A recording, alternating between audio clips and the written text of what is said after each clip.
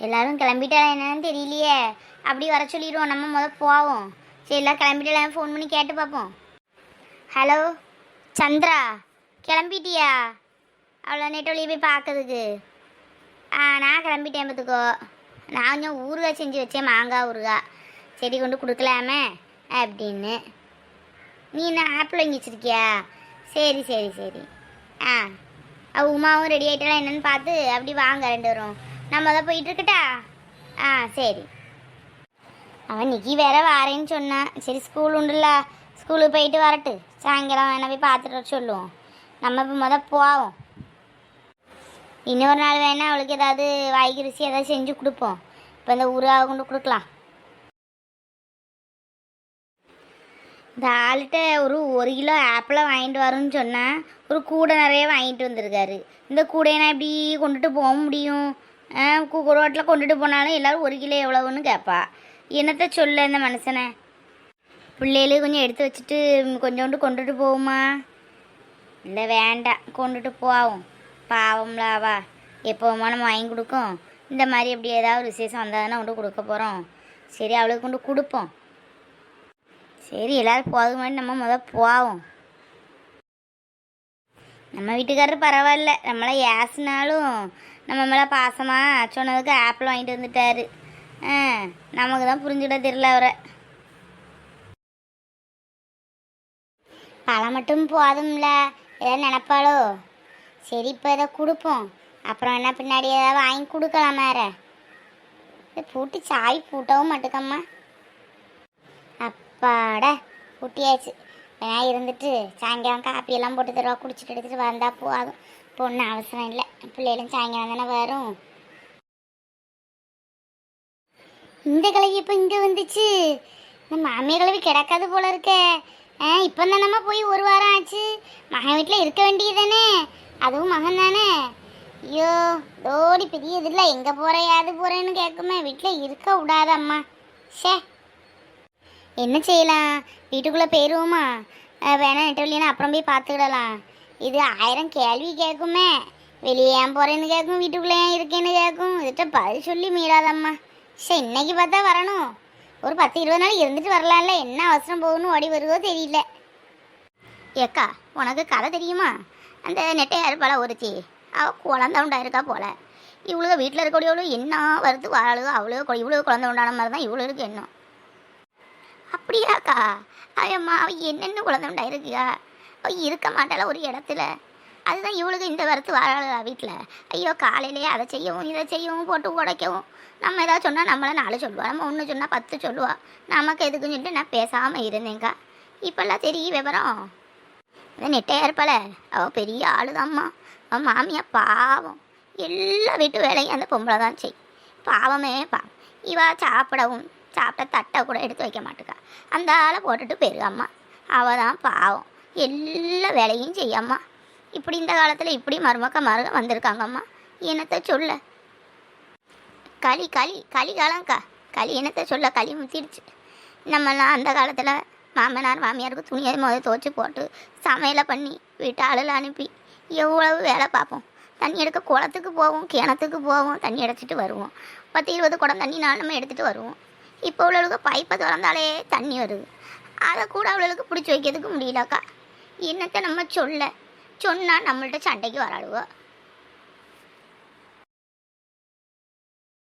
ஏன் ராசாச்சி அக்கா, எப்படி இருக்க? பார்த்து எவ்வளவு நாளாச்சு? குவாமு, எப்படிமா இருக்க? நல்லா இருக்கியா? உன்னை பார்த்து எவ்வளவு நாள் ஆச்சு. எங்கே போயிருந்த? உன் மருமகிட்ட கேட்டால் வாயே திறக்க மாட்டாளும். அம்மா யார்கிட்டையோ பேச மாதிரி போயிடுவா.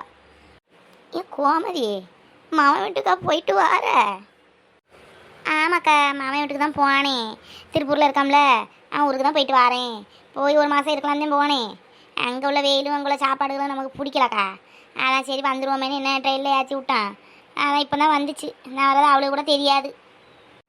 அப்படியா? நீ இல்லாத நேரத்தில் உன் மருமக என்ன ஆட்டம்! உன் மவனுக்கும் மருமகனுக்கும் சண்டை நடந்து ரோடே சிரிச்சு போச்சு.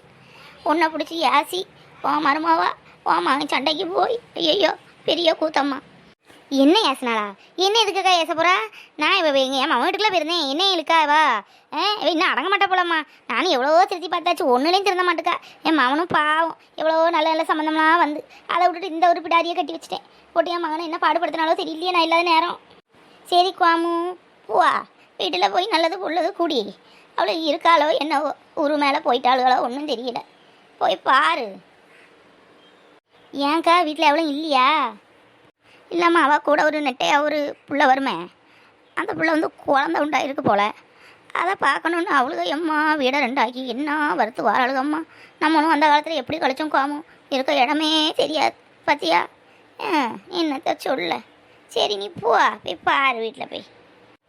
அவள் எனக்கு என்ன செய்ய, என் மகனை போட்டு பாடா படுத்தவா செய்ய. நீ பாரு இன்னைக்கு என்ன நடக்குன்னு, அப்புறம் மாற எனக்கா. ஏக்கா ஏன்க்கா அதெல்லாம் சொன்னேன், வந்ததும் வராதம்மா. போய் அங்கே சண்டை இல்லைக்கா விழும். ஆமாம், நடக்காததையா சொன்னேன், நடந்ததை தான் சொன்னேன். அங்கே என்ன புதுசாவா சண்டை நடக்கு? எப்பவும் உள்ள கதை தானடி. அப்பாடா, பழத்தை வேற ஒழிச்சு வச்சாச்சு, கிளவி வேற வருக.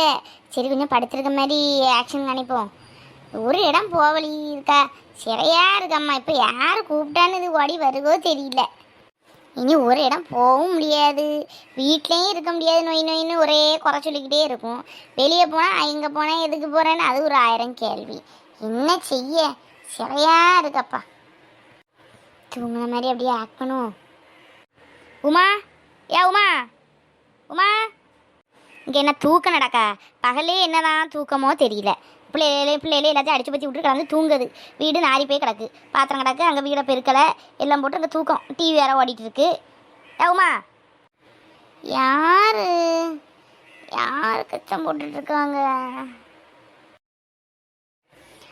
எத்தே வாங்கத்தே, இப்போ தான் வந்தீங்களா?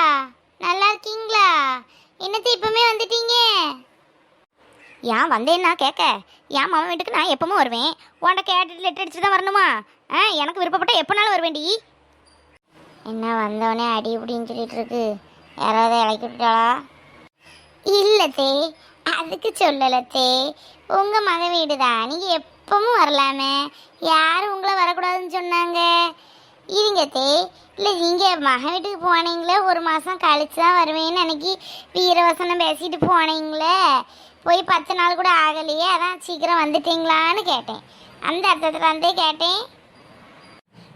பொங்கனே என்ன ரொம்ப பசிக்கு, சோத்தவை. சோறா?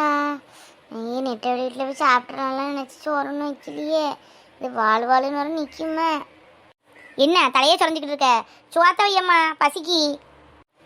எத்தே, இந்த என் கூட வருவாள்ல ஒருத்தி நெட்டையா, அவள் குழந்தை உண்டாயிருக்காத்தே, அதான் பார்க்க போகலான்னு நினச்சிக்கிட்டு இருந்தேன்.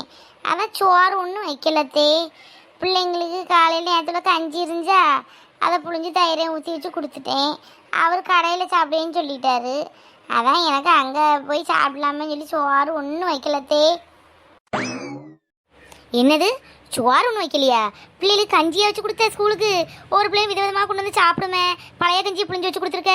உனக்கு மண்டையில் என்னத்தையாவது இருக்கா? அறிவு கட்டவளை. என் பையனுக்கு கடையில் சாப்பிட சொல்லியா? அவங்களாம் சொன்னது சரியாக தான் போச்சு. நான் இல்லைன்னா என் பிள்ளைகளுக்கு சாப்பாடும் போடாமல் கொடுமையாக படுத்துக்க. என்னது தே, வந்ததுலேருந்தே பெரிய பெரிய வார்த்தையாக பேசிகிட்டு இருக்கீங்க. ஆமாம், அவங்க பிள்ளைகளுக்கு ஒன்றும் செய்து கொடுக்காம தான் அங்கே இருக்குது. ஒன்றும் திங்காமல் அங்கே செத்தாக போனாங்க எல்லோரும். எல்லாம் நல்ல வக்கனையாக எல்லோரும் தின்னுக்கிட்டு தான் இருக்கா. இன்னைக்கு சரி சோறு கிடக்கன்னு புழிஞ்சு வச்சு கொடுத்தா, வந்ததில் என்னத்தை எரிஞ்சு விழுந்துட்டு கிடக்கீங்க.